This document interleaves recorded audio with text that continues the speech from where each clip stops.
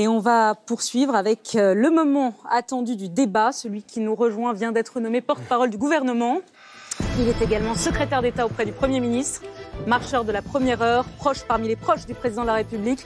Vous avez à peu près le même âge que lui. Vous avez à peu près le même âge que lui. Il a 40 ans, vous en avez 42. Vous êtes un peu plus vieux, on va dire. Et voilà donc un duel de cadres de la politique française qui s'ouvre. Bonsoir Benjamin Griveaux, bienvenue dans l'émission politique. Laurent Wauquiez vous écoute. Bonsoir Léa Salamé. Bonsoir Monsieur Wauquiez. Bonsoir Monsieur Griveaux. Je vous ai écouté attentivement. Alors vous allez débattre avec le porte-parole du gouvernement et avec un élu parisien. Je vous ai beaucoup entendu parler de Paris.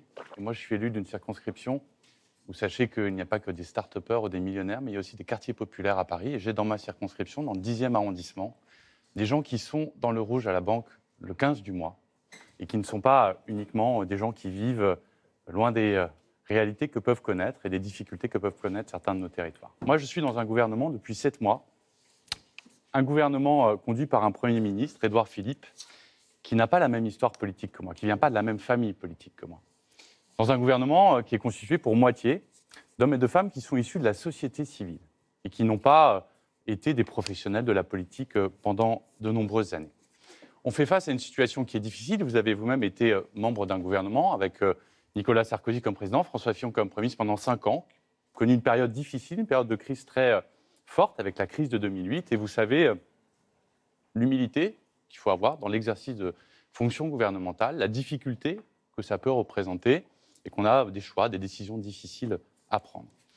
Face aux angoisses de la classe moyenne, mais pas uniquement, je crois aussi des classes populaires que vous citez peu dans vos propos, vous parlez beaucoup des classes moyennes, face aux interrogations, aux angoisses de la mondialisation, le président de la République a proposé aux Français de changer radicalement d'approche et de sortir d'une logique partisane pour aller finalement répondre de manière très concrète aux problèmes des Français.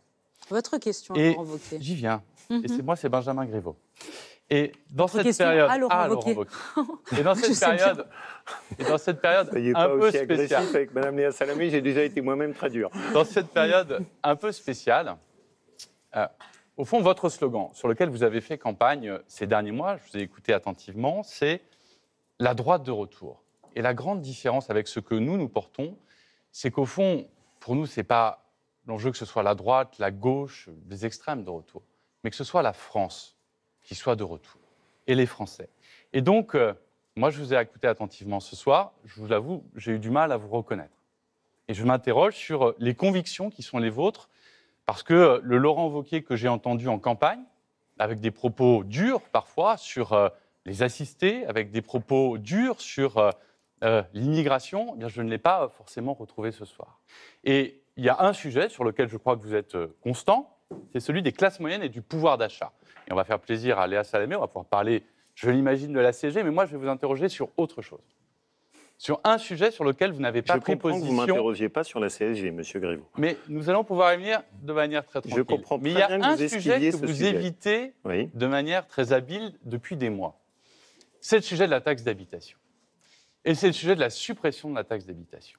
Et quand on défend les classes moyennes, quand on défend l'idée qu'on vit beaucoup mieux à Paris qu'ailleurs, je vous l'annonce, à Paris, la taxe d'habitation est souvent 2 à 3 fois inférieure qu'au Puy-en-Velay, dont vous avez été le maire, qu'à Vesoul, ou que dans d'autres territoires de la République. Que c'est une taxe qui est plus âgée que nous. Elle a plus de 40 ans, cette taxe. Qu'elle est injuste, et qu'il y a un consensus pour dire qu'elle est injuste. J'aimerais savoir la position qui est la vôtre sur la suppression de cette taxe d'habitation. Êtes-vous pour ou êtes-vous contre ? Monsieur Griveaux, je l'ai dit, je n'ai aucun problème dans la suppression de la taxe d'habitation. Mais il y a quelque chose qui me gêne. Vous êtes venu sur ce plateau en commençant en me parlant des gens modestes. La politique fiscale du gouvernement que vous portez fait plus de 40% des cadeaux fiscaux pour les 5% des plus riches. Comment pouvez-vous venir sur ce plateau en me parlant des gens modestes de Paris et en défendant une politique fiscale qui consiste à faire 42% des cadeaux fiscaux pour les 5% les plus riches uniquement? Votre politique n'est pas juste. Vous vous étonnez que je fasse entendre la voix de la droite.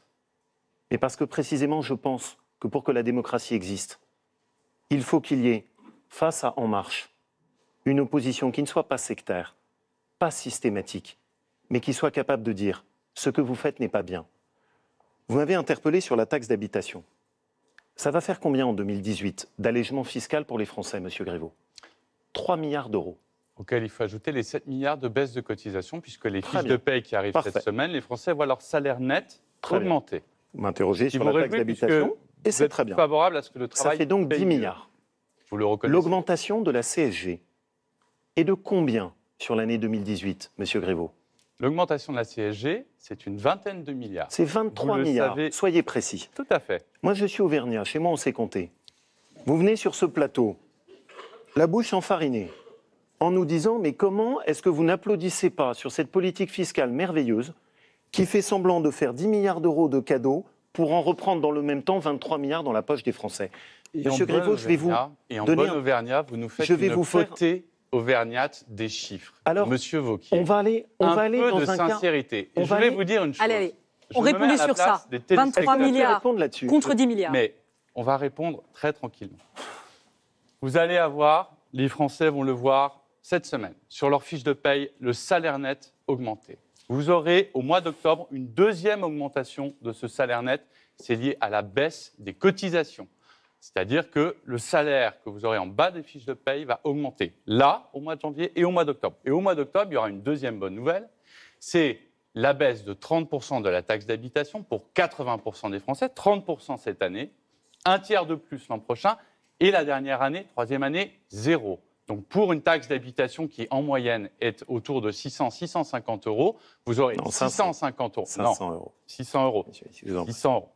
Elle est 600 euros. On monsieur aura le Wauquiez. fact-checking. 600 euros. Vous aurez La un taxe fact-checking. médiane Et est je vais 500 vous dire une chose. Mais Plutôt que de se lancer des chiffres bien sûr, au visage l'un et l'autre, je pense aux téléspectateurs qui regardent et qui doivent se dire ça fait 25 ans qu'on a des responsables politiques qui vous disent un coup ça monte, un coup ça baisse, ils sont d'accord sur rien. Il y a un moyen très simple d'avoir le résultat pour vous. C'est d'aller sur le simulateur qu'a mis en place Très l'administration fiscale. Et j'ai pris volontairement l'exemple que vous prenez en permanence, qui est ce fameux couple de retraités qui gagnent 2 000 euros et dont vous nous dites qu'ils vont avoir des revenus très amputés. Je vous encourage vivement à aller voir. Voilà, j'ai un petit schéma sur le site. Vous avez confiance dans notre administration fiscale. Et vous avez raison, je vous fais crédit. Sur la première année, ils vont voir leurs revenus baisser de 19 euros par mois. L'an prochain, leurs revenus vont augmenter de très faible, 1 euro par mois. Donc c'est ISO. La troisième année, de 20 euros par mois. Donc vous ne pouvez pas dire, Monsieur Wauquiez, que de manière pérenne, il n'y a rien qui est fait pour le pouvoir d'achat Laurent des Wauquiez. Français. Monsieur Ça, Griveaux, c'est à fact-checker. Monsieur- Facilement, il y a 800 Monsieur- 000 Français Monsieur qui Griveaux, sont déjà allés voir. Ce site, je vous encourage à y aller. J'encourage les Là téléspectateurs encore, à faire de même. Laurent Wauquiez. je comprends votre rôle qui est de porter la parole d'Emmanuel Macron et donc de défendre l'indéfendable. Mais donc, vous venez ici en me disant « mais tout va pour le mieux dans le meilleur des mondes », puisque juste en 2018, les Français vont perdre du pouvoir d'achat. Vous m'invitez à une Le couple potée que vous prenez auvergnate. comme exemple.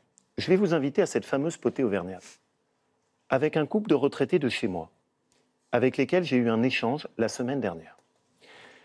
Ce sont deux jeunes retraités qui ont moins de 65 ans et qui viennent d'arriver à la retraite. Ils ont chacun 1 000 euros de retraite. Je me rappelle les propos du président de la République qui a expliqué, dans une interview du Point, que seuls les retraités les plus aisés paieraient la CSG. Ils sont venus me voir en me disant « Monsieur Wauquiez, comment c'est possible ? On est à 1 000 euros de retraite par mois, on n'est quand même pas dans les plus aisés, dans les catégories de Monsieur Macron. Et pourtant, on est allé sur le simulateur du gouvernement, on a rentré nos chiffres et on s'est aperçu qu'on allait avoir une augmentation de CSG. Je n'ai pas voulu le croire.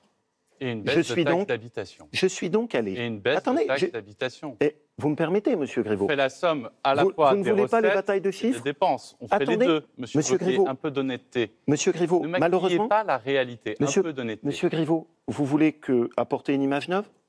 Allez jusqu'au bout et faites vous l'effort également. de rentrer dans un cas concret.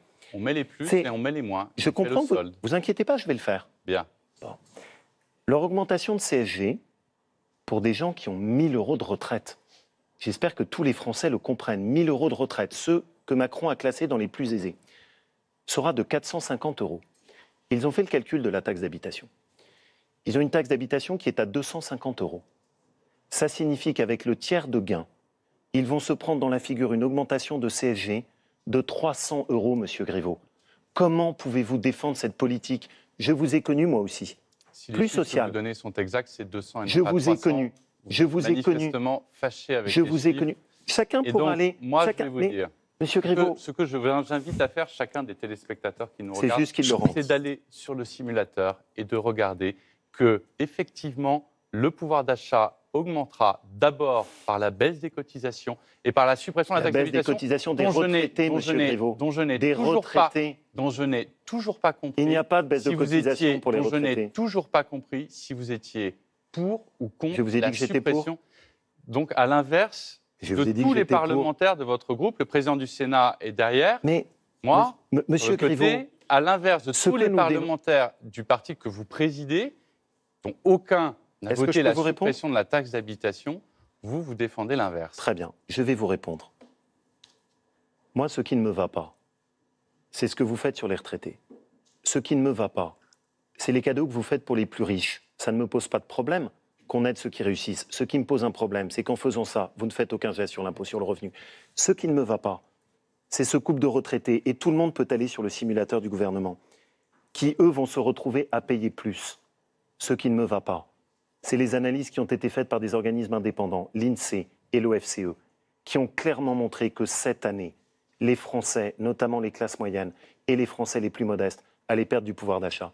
Alors vous venez ici et vous nous dites, circuler, il n'y a rien à voir. Non. Parce que peut-être dans 3 ans, ils gagneront. Vous savez ce que je pense? Je pense que les Français ont pris l'habitude de ne pas écouter ce genre de discours.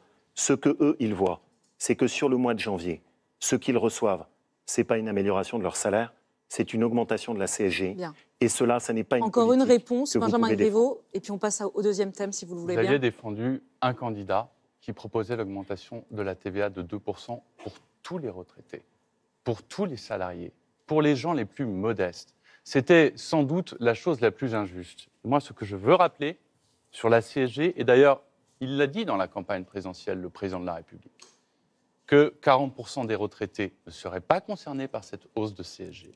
Et que pour ceux qui seraient concernés, il Les en va retraités les aussi, plus aisés. il en va 40% Les des retraités les plus aisés. 40% À des 1000 €, retraités. vous êtes un retraité Je peux aisé, terminer. monsieur Griveaux? Non.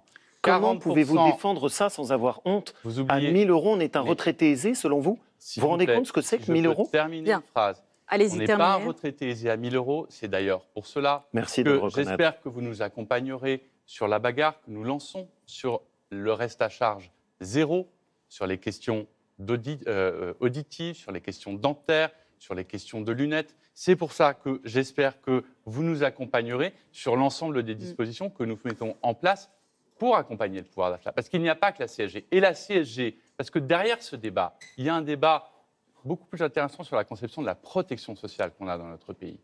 Et notamment sur la question de la solidarité entre les générations. Votre génération, notre génération, on paye une double addition. On paye une double addition, Monsieur Wauquiez, et vous le savez. L'addition de la crise de 2008 qui a frappé notre pays de manière inouïe. Vous étiez aux responsabilités, vous l'avez vécu. Et l'addition de 30 années de réformes qui n'ont pas été faites. Et qui fait qu'aujourd'hui, la solidarité qui est demandée à la génération qui nous précède, c'est de pouvoir y participer. Et je sais ce que ça peut représenter, quelques dizaines d'euros par an pour des personnes voudrais modestes. juste Je ne vais très pas rapidement vous Alors, contester vraiment que 1000 euros de Voilà. retraite par mois, c'est Très modeste. rapidement. Je sais ce que cela peut représenter. Ah, visiblement, non. C'est aussi Pardonnez-moi. cela, Vous le répondez contrat social et la solidarité entre les générations. C'est le socle de notre contrat Laurent social. Wauquiez, une réponse rapide, s'il vous plaît, parce que je suis le maître des horloges, moi, juste ce soir, et vous êtes à 13 minutes 40. Il en reste que quelques minutes pour parler d'Europe. Allez-y. Très rapidement, je ne peux pas accepter ce discours qui consiste à dire que, en gros, les retraités en France seraient des privilégiés auxquels il est légitime de demander l'essentiel des efforts fiscaux. Les retraités français sont souvent des générations qui ont travaillé dur, plus dur que notre génération, qui l'ont fait dans des conditions qui étaient difficiles. Leur retraite, ils ne l'ont pas volée. Elle est le fruit d'une vie de travail. Et je ne peux pas accepter cette conception de la justice qui, d'un côté, efface 40% des cadeaux de fiscaux pour les 5% des plus riches et qui ensuite viennent sur ce plateau en nous expliquant Bien. les retraités peuvent payer. On ne vous mettra Je ne pas d'accord. cautionnerai jamais cette vision de la justice fiscale et sociale. On ne vous mettra pas d'accord sur ce point. Benjamin Griveaux, poursuivez, s'il vous plaît. Autre sujet sur lequel vous avez varié ou vos convictions ont peut-être évolué, c'est la question de l'Europe. Je crois qu'on peut partager un constat. C'est que l'Europe a échoué peut-être dans sa mission la plus fondamentale, qui est la protection des peuples européens et la protection de nos concitoyens, qui ont le sentiment que finalement, ne sont pas protégés sur le plan économique, peu sur le plan social, et que le dumping et que la concurrence généralisée a été peu bénéfique pour eux. Et pourtant, notre conviction à nous, c'est que c'est en passant par plus d'intégration et par une souveraineté européenne plus grande que la France regagnera en souveraineté. Et il y a un sujet qui sera, à l'évidence, débattu dans les semaines, dans les mois qui viennent, et dans le cadre des élections européennes qui se tiendront l'an prochain. Vous serez peut-être tête de liste de votre parti pour les élections européennes. Vous le saurez ? Vous savez, je suis président de région. Je n'ai pas l'habitude de trahir la confiance de mes électeurs. Ils ont voté pour moi pour une durée de mandat. Je ne fais pas partie de ces politiques qui swappent d'un mandat à un autre. Donc pas tête de liste. Non. Je ne La cherche pas réponse le est claire. Bon. Vous l'avez. Mais il y a un sujet vous qui l'avez. sera important. C'est la question d'un budget pour la zone euro. Un budget pour la zone euro, ça veut dire plus d'intégration. Et un budget avec une conception finalement assez simple, avec deux objectifs. Un budget pour préparer l'avenir et un budget pour protéger. Préparer l'avenir, notamment avec des investissements européens. Et vous avez dit tout à l'heure que vous étiez favorable à la constitution de champions européens. Pourquoi donc, lorsque le rapprochement a été proposé entre Alstom et Siemens, vous avez dit votre opposition à ce qui va permettre de bâtir un champion européen face à la concurrence chinoise et à d'autres concurrents internationaux. Et deuxième chose, un budget de la zone euro va nous permettre également d'absorber les chocs. Permettre de faire en sorte que, contrairement à 2008, l'Europe ne soit pas seulement un espace de libre-échange, mais aussi un espace de protection qui permette d'absorber un choc économique, une crise, et de faire en sorte que ceux qui sont membres de ce club bénéficient de cette protection. Est-ce que, sur ce sujet-là, vous nous trouvez trop fédéralistes, comme vous le répétez à longueur de plateau, ou est-ce que vous seriez enclin à nous suivre ? Laurent Wauquiez. Monsieur Griveaux, est-ce que vous êtes allé discuter récemment avec des salariés de chez Alstom ? J'ai eu l'occasion d'en rencontrer. Quand ? Dans le cadre de mes fonctions à Bercy, puisque j'ai été, vous le savez, pendant 6 mois à Bercy. D'accord. Je Sur suis allé l'éducation discuter industrielle. avec des salariés de Belfort. Ce qui m'ont très clairement dit, c'est que de l'autre côté, en Allemagne, on ne parle pas d'un géant ferroviaire européen. De l'autre côté, en Allemagne, les articles de presse, c'est Siemens qui a racheté Alstom. Ce que je reproche à Emmanuel Macron, c'est d'avoir bradé un fleuron industriel français, sans même chercher à obtenir des garanties qui soient suffisantes. Les Allemands, eux, au sein de l'Europe, défendent les intérêts de leurs entreprises. Nous, et c'est ce que je n'aime pas dans la vision que vous portez, consiste au fond quasiment à se débarrasser de la France en sautant dans l'Europe. Je vous retrouve dans vos excès, Monsieur Wauquiez. Je suis rassuré. Monsieur Griveaux, vous avez perdu, je vous retrouve. Je suis heureux que vous soyez rassuré. Mais je crains que ce ne soit pas durable. Monsieur Griveaux, sur l'Europe, moi ce que je vois, c'est que ce que vous proposez, c'est toujours plus de ce qui n'a pas marché. Monsieur Macron, par exemple, propose plus d'élargissement. À Trieste, il est allé expliquer qu'il fallait qu'on ouvre l'Union européenne aux pays des Balkans, l'Albanie, le Monténégro, la Bosnie-Herzégovine, la Serbie. Est-ce que vous ne pensez pas qu'il faut qu'on ouvre les yeux C'est la Macédoine. et qu'on se rende compte que ce processus d'élargissement a tué l'Europe? Vous l'avez évoqué, nous serons amenés à avoir des choix lors des élections européennes. Ouais. Eh bien, il y aura clairement un choix. Si on vote pour les listes d'En Marche, ce sera avec l'élargissement aux pays des Balkans. Les listes que nous porterons des Républicains diront clairement pas d'élargissement à de nouveaux Benjamin pays. Griveaux. Vous le savez Et très pas bien, d'élargissement ce sera à uniquement Schengen. en cas d'acquis communautaire maîtrisé, et vous le savez, l'Europe C'est le même qu'appelle de ses voeux. discours qu'on nous sort à chaque Permettez-moi de fois. terminer. L'Europe qu'appelle de ses voeux le président de la République, il l'a dit dans son discours de la Sorbonne, c'est une Europe qui permet aussi d'avoir des formats différenciés. Mais je m'étonne Enfin, des que formats l'ancien, différenciés, ça veut je dire quoi? m'étonne Personne d'une comprend. chose, Monsieur Wauquiez, mais là à nouveau, c'est la constance de vos convictions que j'interroge. Quand vous étiez ministre des Affaires européennes, c'est vous qui avez ouvert le plus de chapitres dans la discussion avec la Turquie. Ce n'est pas la peine Vous de plaisantez ou quoi? Non. C'est vous qui avez ouvert le Non, plus mais- de chapitres dans la discussion à la Turquie. Donc, Monsieur Griveaux, comprenez bien que les plus c'est pays que gros, vous avez... plus ça passe. Com- Mais alors vraiment, comprenez vous bien, pouvez je prendre sais la que- totalité je sais de que c'est tous les pénible. propos que j'ai toujours tenus. Je toujours dit Mais avec la vous plus avez grande les netteté propos et vous que la avez... Turquie n'avait pas sa place à l'intérieur de Eh bien- l'Union européenne. Eh bien, Donc s'il vous plaît une fois là-dessus, n'est pas coutume, fact-checking, mettez vos vous, propos, malheureusement, mettez vous vos mettrez en propos, difficulté. Mettez vos propos et vos actes en concordance. Monsieur Lorsque Griveaux. vous étiez ministre des Affaires européennes, la Juste- France a ouvert le maximum de chapitres Mais dans la absolument discussion avec pas. la Turquie. Et sur les 4 pays que vous citez, simplement, je vous le dis, cette perspective européenne a été ouverte en 2000. Vous étiez ministre des Affaires européennes entre 2007 et 2012. Pardonnez-moi, je ne me souviens plus du moment exact où vous Ah bah, l'avez vous été. êtes extraordinaire. Mais c'est dans cette C'est-à-dire période-là que- que vous l'avez été. Monsieur Et Griveaux. vous avez donc pas clos ces chapitres-là que vous dénoncez aujourd'hui Juste- et ouvert encore plus ces Juste, chapitres madame. Sur ça, avec c'est la intéressant, Turquie. quand Bien même. sûr. Et ouvert Sur ça. encore plus Et je vais ces d'ailleurs y chapitres avec la répondre Turquie, très simplement. dont je rappelle Les simplement- négociations avec Et les pays des laissez-moi Balkans terminer, ont commencé, laissez-moi vous terminer. étiez... Et donc, je rappelle- Si jamais juste, je comprends bien, Monsieur Simplement, Griveaux. Simplement, Vous- sur la Turquie, le président de la République a eu l'occasion de le dire. Il a reçu le Premier ministre Erdogan, qu'il serait... Pourquoi vous ne me répondez il pas n'était sur les pas. Balkans? Mais je Alors, vous ai par répondu contre, sur les je vais- Balkans. je vais Je vous ai juste répondu, me monsieur permettre Wauquiez, sur les Balkans. un brin de sourire. Regardez le replay. Parce qu'en vous fin de verrez que je vous ai soirée- répondu. En fin de soirée, ça fait un peu plaisir. Si je comprends bien, vous ne vous souvenez plus quand est-ce que j'étais ministre des Affaires européennes, mais vous êtes l'avez absolument été. sûr. L'avez-vous été Mais vous êtes, bien L'avez-vous sûr. été Mais Bon. donc, vous n'êtes Est-ce pas que vous capable. avez négocié les chapitres avec la Turquie Mais bien au contraire, j'ai refusé l'ouverture de nouveaux chapitres avec la Turquie. Comment pouvez-vous asséner ça alors que vous ne Jamais savez autant même de pas chapitres n'ont quand j'ai été été- ministre des jamais Affaires autant européennes. de chapitres Monsieur n'ont été Griveaux, enfin, quand ouverts. même. Alors là, Je on va, sais que on va- l'outrecuidance là, je vais- est un on va peu votre fact-checker. Mais On vous va n'êtes même pas capable de fact-checker. savoir Vous quand pourrez. est-ce que j'étais ministre des Affaires européennes, mais par contre, vous pouvez asséner Bien. avec toutes les certitudes du monde savez- que, bien évidemment, c'est pendant que je l'étais que toutes les négociations Vous avec la le savez, Turquie Alors, ont vous été avez ouvertes. ouvert des chapitres de Monsieur négociation Griveaux, avec la je Turquie comprends que vous souriez pendant même que de vous-même. Vous étiez dans ce ministère. Et vous le savez très bien. Bien, c'est fini. Vous avez encore un mot, J'ai pas rapidement, eu ma de réponse conclusion sur le Si, budget. bien sûr, sur le budget. Donc j'entends bien qu'à chaque fois, Est-ce que je peux on répondre répond à côté Ouais, mais des sujets, mais je n'ai pas eu En de réponse une sur le seconde. budget. Allez-y. Sur le budget, je suis favorable à ce qu'on renforce tous les domaines sur lesquels l'Union européenne marche et où on a besoin de plus d'Union européenne. Erasmus, une politique d'investissement dans des grandes infrastructures, la politique de recherche sur Alzheimer.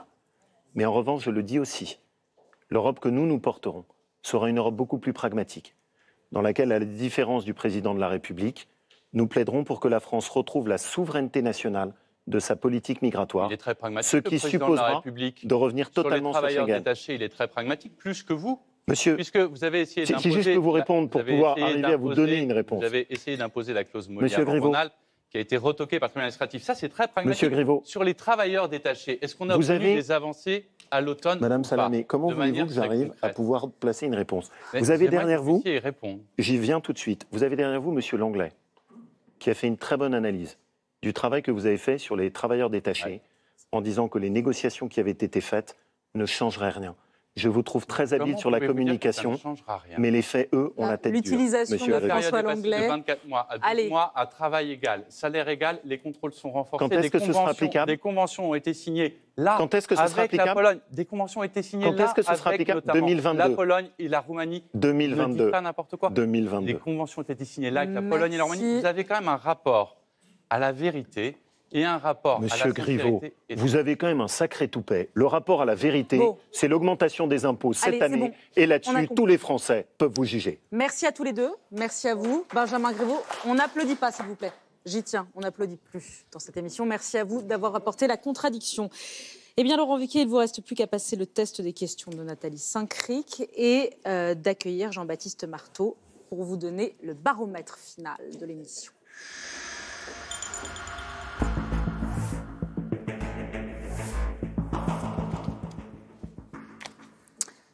Bonsoir Nathalie. Bonsoir Léa. Laurent Bonsoir, Laurent Wauquiez est Bonsoir, à Madame vous. Saint-Cric. Alors, je vais d'abord sortir mon sauf-conduit en disant que je suis provinciale. J'ai passé 17 ans à Tours. Donc, C'est bien. Peut-être suis-je en mesure de parler ce soir. Je voulais simplement dire que ce soir, on s'était dit peut-être que Laurent Wauquiez va changer de ligne, peut-être pour se faire aimer, et que finalement, on a vu du Wauquiez au carré. Quelquefois, vous aviez déploré la droite de Alain Juppé en disant c'est le rassemblement du centre et du centre. Et là, on a eu l'impression que c'était le rassemblement de la droite et de la droite. Ça a le mérite d'être clair. Et vous avez également dit à un moment donné que, eh bien, il n'avait pas de honte à récupérer l'électorat du Front National. Donc ce soir, vous l'avez joué un peu au peuple, au bon sens, à la province, au risque de faire grincer quelques dents. Mais petites des dents dont vous direz que ce sont des dents de bobo. Alors, je vais continuer la thématique d'Alain Minc pour suivre un petit peu ce qui a été dit tout à l'heure. Alors, j'ai bien lu votre livre, Un Huron à l'Assemblée nationale, paru en 2006. Il faut préciser que c'était avant votre changement 2006. idéologique, celui-là. Oui, c'était quand je vous devais étiez... avoir 30 ans Oui, quand oui. j'ai écrit. Quand vous Absolument. étiez idéaliste, Mais- humaniste, pro-européen, progressiste, c'est ça? Vous me permettez de vous répondre Bien quand même sûr. sur ce sujet. Et avec un brin de recul. Quand vous avez Emmanuel Macron sur votre plateau, qui a soutenu pendant 5 ans François Hollande, qui l'a ensuite trahi et qui fait maintenant une politique exactement inverse, pas de question sur sa sincérité. Quand vous avez Édouard Philippe sur un plateau qui était aux Républicains, qui a ensuite basculé dans un parti différent en bradant ses idées pour un poste, et parfois même en disant des choses différentes que ce qu'il disait il y a même pas Il me semble 3 qu'on lui ans, a posé toutes les questions. pas de question sur sa sincérité. Mais moi, qui défend exactement la même chose depuis 10 ans, ça vous oblige à aller chercher des livres d'archives Ah, qui mais remontent attendez, à quand vous j'avais savez même pas 28 ce ou que je vais 30 vous ans. dire, d'ailleurs. Attendez, Voilà. attendez. Et là-dessus, en revanche, vous voudriez que je donne des gages en me justifiant matin, midi et soir de la constance de mes idées. Parce que Il y a quelque la chose- question de votre sincérité revient en Bien permanence. sûr, Madame Salamé. Et c'est Monsieur pour ça Wauquiez. que Donc, elle la servait à meilleure ça réponse- aussi, cette émission. Bien sûr, et Voilà. c'est pour ça qu'elle m'a plu. Mais Parce que la réponse qui a été apportée par Madame Saint-Cric, c'est de dire, bah oui, vous êtes constant. alors, j'ai de trouvé l'importance ce d'être soir constant. Le même Laurent Wauquiez que celui qui était Alors, avant la campagne absolument. électorale, c'est suffisamment rare en politique. Mais ce n'est pas pour une être raison pour souligné. ne pas vous poser la question. Justement, Bien il y a des sûr. preuves de constance chez vous. Page 241, vous faites une sorte d'éloge de Nicolas Sarkozy et vous dites c'est une personnalité très française. De tous les candidats, c'est le plus français. C'est le candidat qui ressemble le plus aux Français. Voilà. Alors vous citez qu'il est capable de chanter Jacques Brel et Dalida. Je ne suis pas sûre que ce soit ça sa plus grande qualité. Et puis, en 2011, on est au Puy-en-Velay, vous parlez de Dominique Strauss-Kahn et vous dites en gros, bah, ça c'est plutôt la France, c'est pas vraiment la France, c'est plutôt le Potomac, là où il s'est installé, le Potomac c'est aux États-Unis, et vous dites ce n'est pas la Haute-Loire, ce ne sont pas ces racines-là. Donc manifestement, et là vous êtes constant, entre 2006 et 2011, vous avez une espèce d'obsession un peu identitaire. Alors, je vais vous poser une question. Est-ce que vous êtes plus français qu'Emmanuel Macron, qui lui-même sera encore plus français que Dominique Strauss-Kahn? Est-ce qu'il y a une échelle de francitude? Madame Saint-Cric, l'identité, c'est un gros mot. Pas du tout. Merci. Être français. Nicolas Sarkozy avait dit petit français de s'en mêler. Bien sûr, et ce qui était une belle phrase. Moi, ma famille a un quart de sang belge. C'est Et pas Jean- non plus la chose la plus exotique. mais Bien bon. sûr, mais j'en suis fier. D'accord. Sans doute peut-être aussi exotique que Tours, et que ça vous épargne de faire des blagues belges. Très bien. C'est Allons. ce que je veux dire par cela. C'est que oui, je suis attaché à ce qu'on transmette ce qu'est la permanence de notre pays. Oui, une de mes inquiétudes, c'est que mon pays change de nature, parce que je pense que ça n'est pas une voie pour lui d'avenir. Oui, je crois à ce que sont les fondamentaux du fonctionnement de la République française. La laïcité, D'accord. le refus du communautarisme, la volonté de faire attention à ceux qui sont au milieu, ce qui était la force de la Troisième République, la volonté de valoriser le travail. Et oui, c'est vrai, une de mes préoccupations, puisque vous m'interrogez dessus, c'est une mondialisation qui aboutit à laisser au bord de la route toute une série des Français. Et au fond, cette coupure que je sens, et qui ne mérite sans doute pas cet excès de moquerie que vous avez ce soir, Mais je me moque pas qui du tout. Je consiste trouve juste- que l'argument consiste de juste- français, français, français. oui, parce que Oui, je bah, on pense l'est qu'un des tous, et il y a problèmes Français qu'on a, différents. un des problèmes qu'on a, et que les Français ressentent très fortement, c'est le risque de coupure entre un certain nombre de politiques et les réalités de vie quotidienne qu'ils vivent. On en a eu l'exemple tout à l'heure. Monsieur Griveaux vient nous dire, mais pas de problème pour des CSG qui sont à 1 000 euros. Eh bien, je pense qu'il ne mesure pas ce que c'est que la réalité de quelqu'un en France qui a 1 000 euros. Est-ce que vous ne jouez pas Cette avec le coupure, feu en elle est là. utilisant cet argument systématiquement? Le français, c'est pas les... Est-ce que c'est pas quelque C'est chose pas un gros mot. Mais attendez, vous l'avez déjà dit que c'était pas... Je n'ai Bah pas oui. dit que c'était un gros mot, simplement. Quand on dit que vous essayez de vous récupérer une thématique Front National, là aussi. On peut dire aussi que Pierre Poujade disait quand on disait la France aux Français, tout ça c'est très bien. Simplement, est-ce que c'est pas un peu dangereux? J'ai jamais dit Et la France aux j'enchaîne. Français. Non, pas encore. Merci. Très bien. Nathalie, une autre précision. Pardon, c'est On a- Madame Saint-Cric. Si je comprends bien avec vous, quand on évoque le sujet d'identité, quand on évoque la question de la transmission des valeurs de notre pays, on est d'extrême droite? Mais pas du tout. Mais mais Merci. c'est pas le sujet. Eh ben, comme le ça, je sujet, vous c'est réponds. simplement une vision de Eh la ben voilà, France. qui est- vous avez Alors, votre réponse. Je voudrais revenir sur Nathalie. les migrants. J'ai entendu ce que vous disiez tout à l'heure à la suite du reportage. en disant on ne peut pas accueillir tout le monde, et puis j'ai entendu votre démonstration. Simplement, en 2016, donc, vous avez lancé une pétition en disant qu'on pouvait pas, qu'il n'y aurait pas des mini-calais, c'est ce que Léa a dit tout à l'heure. Et en fait, il ne s'agissait pas de mini-calais, il s'agissait d'évacuer et de démanteler l'âge de Calais et de trouver des centres en dur pour accueillir des migrants. Alors, j'ai calculé, on considérait qu'en région Auvergne-Rhône-Alpes, c'était 1740 migrants qu'on vous demandait d'accueillir. Vous avez 8 millions d'habitants dans cette région. C'était un migrant pour 1740 ou 50 ou 1450, je ne me souviens plus précisément. Est-ce que vous ne considérez pas quand même que ça aurait été un geste un peu raisonnable, puisque vous dites qu'on peut en accueillir quelques dizaines de mille, d'accepter ce genre de choses? Madame Saint-Cric, vous faites comme s'il n'y avait que ça. Non, je vous parle de la pétition que vous avez faite en 2016. Et d'ailleurs, Xavier Bertrand, lui, a suivi. On ne peut pas dire que ce soit un bobo qui ne comprenne pas les réalités. Je vais vous répondre. Il n'y a pas que les demandeurs d'asile. Si vous me disiez, on demande à la région Auvergne-Rhône-Alpes d'accueillir 1500 étrangers supplémentaires cette année, est-ce un problème? Bien sûr que ça n'est pas un problème. Mais il y a l'honnêteté des chiffres. La question de l'immigration en France, ça n'est pas que l'asile. Il s'agissait de démanteler Calais Bien et de sûr. faire que des gens ne dorment pas dehors avec des matelas sous des tentes. Ce que je vous dis, qu'on les Madame installe Saint-Cric, avant d'examiner leur dossier. ce que je vous dis, c'est qu'il n'y a pas d'humanité pour la France à accueillir plus d'étrangers que nous sommes capables d'intégrer. Et que quand on est à 260 000 étrangers cette année auxquels on a donné un titre de séjour, on est au-delà de nos capacités d'intégration. Qu'est-ce qu'on fait comme solution? Je comprends très bien que la bobo dont vous vous êtes auto-qualifié ne soit pas d'accord avec ça. Xavier Bertrand, vous avez Et dit à je ne suis l'époque, pas d'accord avec je ne votre suis pas vision. pour les pétitions, mais pour les solutions. Je dis simplement, quand on a des gens qui dorment dehors, qu'on aime ou qu'on n'aime pas, que ça vous plaise ou que ça ne vous plaise pas, est-ce que l'idée d'aller voir s'il n'y a pas des casernes en France, dans tout le pays, que l'effort soit partagé, n'est pas quelque chose, un raisonnement sain? Sauf que, qu'est-ce qui s'est passé? Vous auriez dû venir avec moi en Lozère. Vous auriez dû venir dans un centre d'accueil. Je ne sais pas si vous l'avez déjà fait. Ça m'est arrivé, oui. Très bien, mais c'est intéressant de le faire maintenant. Parce que qu'est-ce qui se passe? On accueille des gens. Pendant 2 ans, ils vont attendre une décision administrative. Est-ce que vous croyez un seul moment qu'à l'arrivée, si jamais la décision est négative, ils seront reconduits à la frontière? Dans moins de 10% des cas, des personnes auxquelles on dit bah non, vous ne relevez pas du droit d'asile, personne ne repart en direction de la frontière. Et donc ce que j'ai dénoncé, et je continue à le dénoncer, c'est qu'on n'a pas traité la vague migratoire correctement et que nous avons une politique migratoire qui ne maîtrise plus rien. Nathalie. Je suis désolé qu'on ne puisse pas s'entendre là-dessus. Nathalie Saint-Cric. Juste une chose, Oui. il y a eu un texte qui a été adopté pour la neutralité des vêtements à l'Assemblée nationale. C'est-à-dire qu'en gros, neutralité totale, même pas une croix. Est-ce que vous êtes favorable à ce nouveau règlement de l'Assemblée nationale?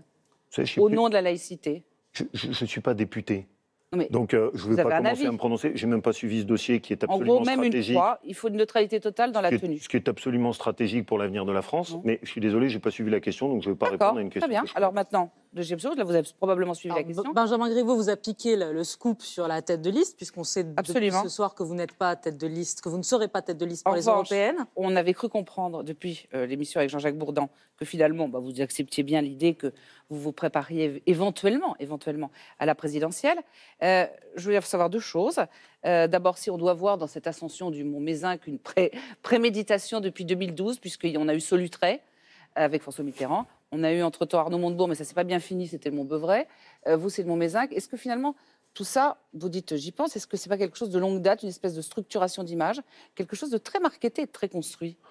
Madame Saint-Cric, si toutes les personnes qui font l'ascension des collines Non, mais attendez. ont l'intention de devenir président de la République, Non, mais vous honnêtement, vous comprenez risquez très bien d'avoir ce du monde à inviter à votre émission non, mais attendez, politique. vous savez très bien, Oui. C'est à la fin Oui. août, c'est Non, vous. mais, Il y a des gens qui c'est vous un suivent. peu de... Non, c'est juste pour s'aérer. Un peu d'humour. Ah, c'est juste comme Un ça. peu d'humour. C'est juste, Madame Saint-Cric, et Oui. c'est exactement ce que j'ai dit à Bourdin. On vient de perdre une élection présidentielle. Ma famille politique est en lambeaux. Il faut que je reconstruise tout.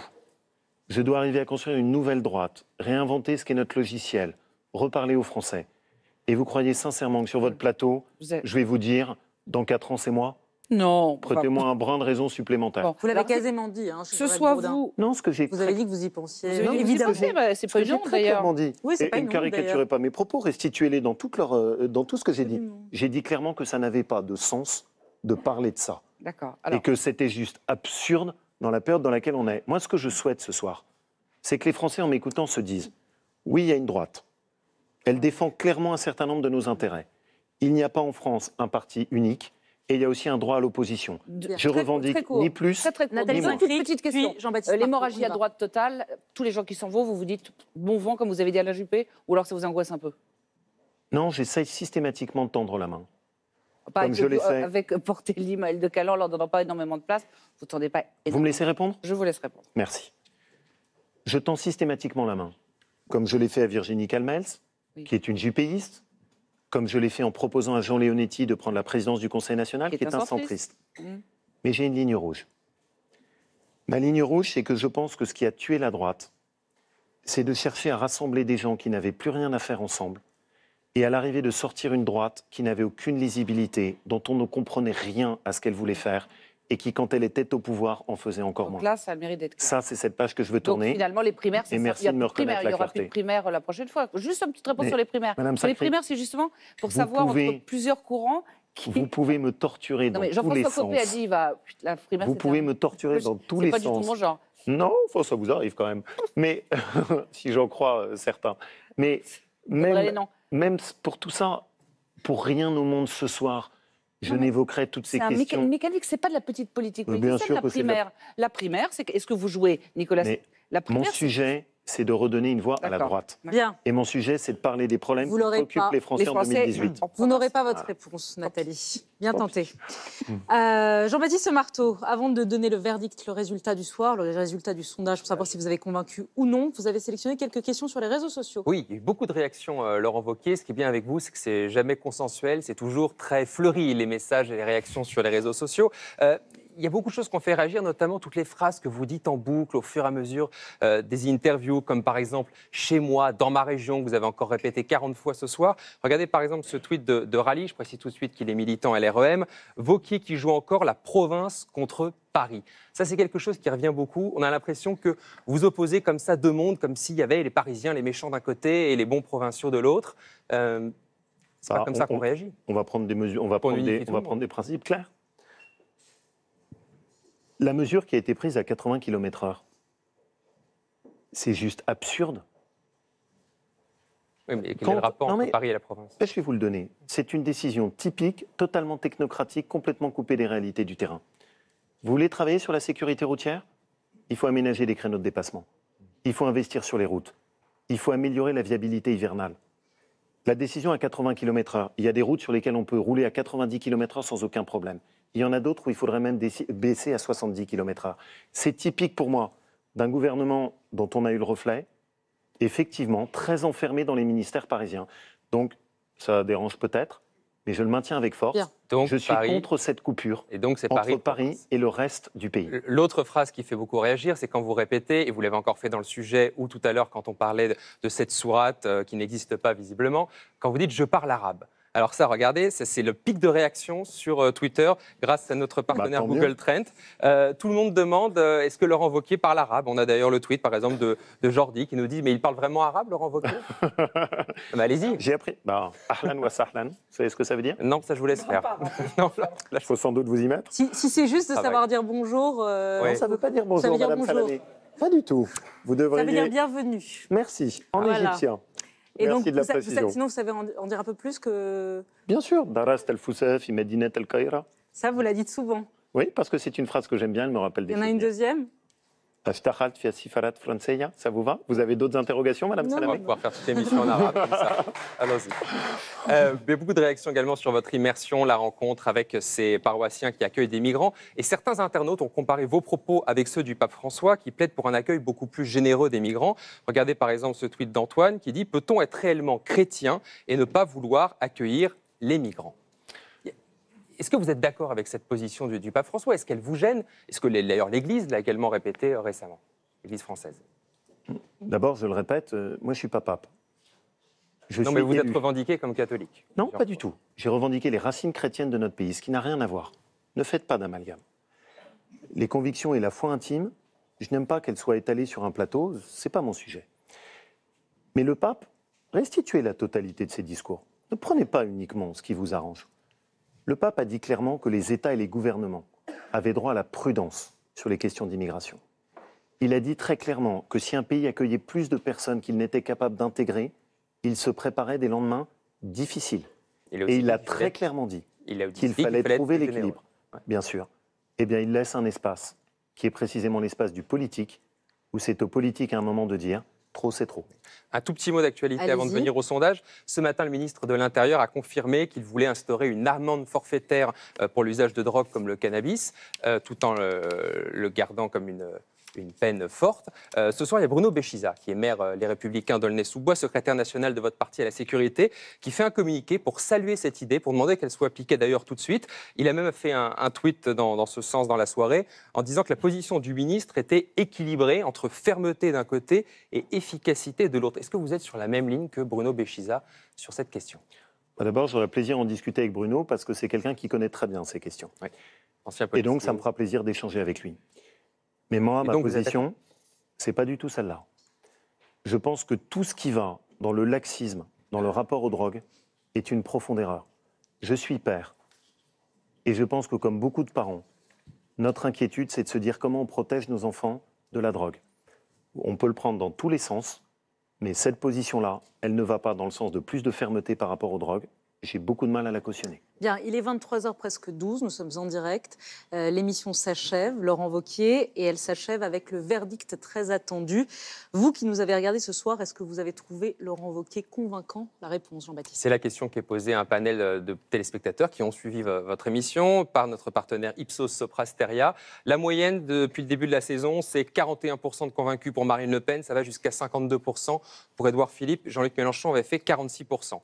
Eh bien, ce soir, votre score, Laurent Wauquiez, c'est 50%. 50% des téléspectateurs qui se disent convaincus ce soir par votre prestation. Dans le détail, c'est intéressant. Vous avez convaincu 61% des électeurs du FN, 74% chez les électeurs des Républicains, alors que vous étiez beaucoup plus faible sur le créneau des Républicains, par exemple, dans le dernier baromètre Ipsos pour Le Point cette semaine.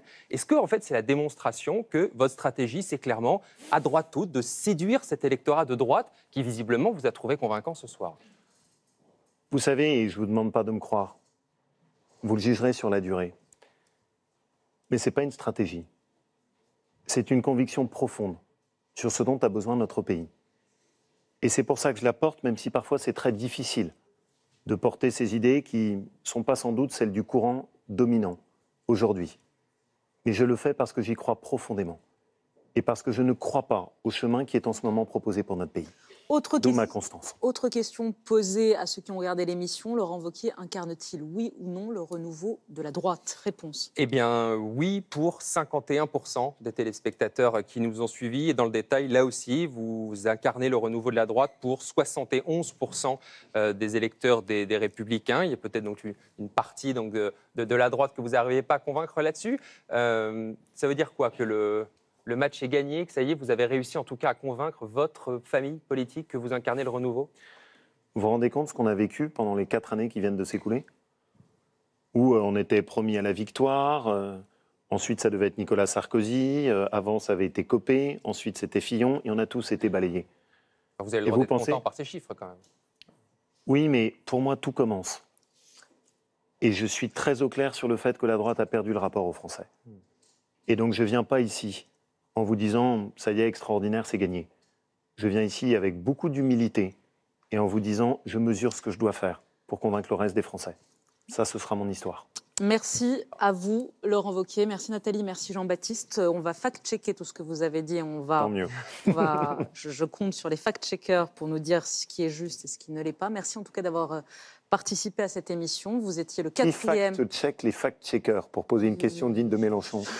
Pas mal comme question, je n'ai pas la réponse.